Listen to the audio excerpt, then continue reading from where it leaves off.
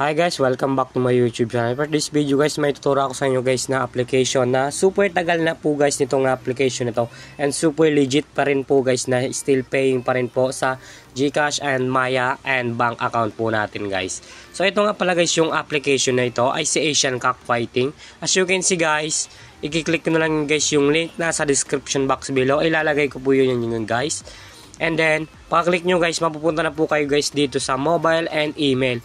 Nasa inyo na lang guys kung alin ang pipiliin nyo or alin ang i-register nyo po guys na mobile or email. So as you can see guys, may dalawang option po yan guys, mobile or email po. So as you can see guys, lalagay nyo lang guys dito yung number and pangalan nyo po and password.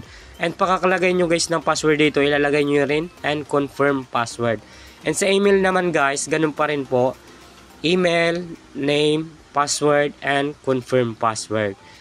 And as you can see guys, pagka napilapan nyo po lang guys, i-click nyo lang guys yung register. So tayo guys may account na, so back to login na lang po tayo. So click natin guys yung back to login. Then login lang po tayo guys dito. As you can see guys, pagka-click nyo guys ng login, mapupunta na po kayo guys dito sa mga games. Ito nga pala guys yung mga games nila. And kung gusto nyo pala guys maglibang at gusto nyo guys kumita ng pera nang nasa bahay lang. Ito nga pala guys yung Sabong World Cup and Sabong and Live Show and Old Fantastic and may mga pera ditong may mga pera din dito guys na Pula Azul and Hilo and Coin Master and Highest Card and Web Fortune. At may mga sport din guys na paglalaroan din po kayo. And then kung wala po lagay kayo guys na credits, as you can see guys, wala po tayo guys na credits dahil po guys panalo po tayo guys dito sa games na to and win and draw muna po natin. And click nyo lang guys yung credits. Then buy credits. Dito po lang kayo guys magka-cash in sa instant pay, instant. And then guys 2 to 5 minutes lang guys and 5 to 15 minutes guys ay dadating na po guys yung binay nyo po guys na credits dito guys sa GCash. And ganun din po guys sa Maya. And then guys makita nyo guys sa taas yung credits nyo po guys na kung magkano po guys yung kinash in nyo po.